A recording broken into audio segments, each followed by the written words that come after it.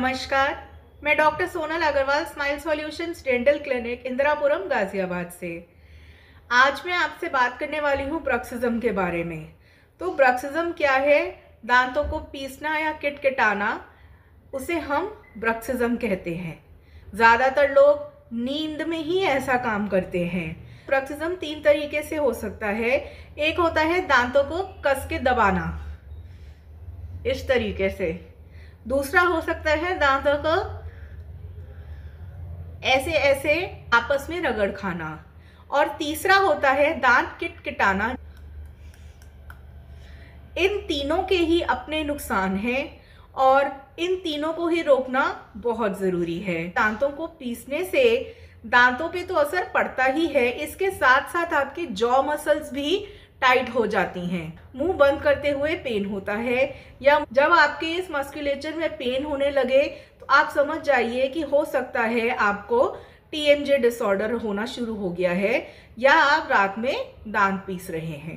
हम दांत पीस रहे हैं, ये हमें कैसे पता चलता है?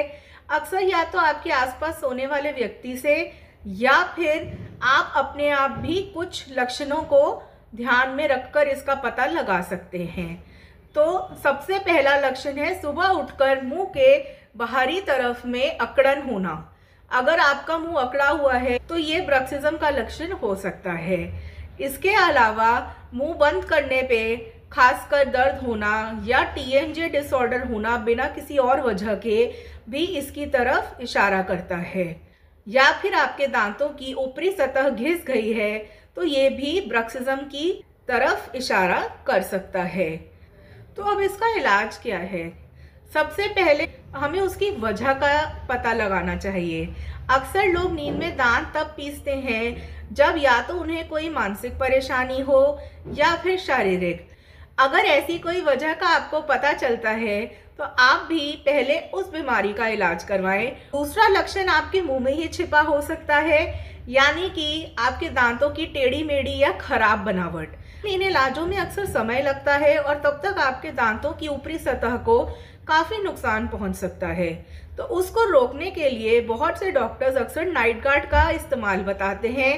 नाइट गार्ड एक ऐसी चीज़ है जो दोनों दांतों के बीच में ऊपर और नीचे एक परत या बैरियर बना देती है।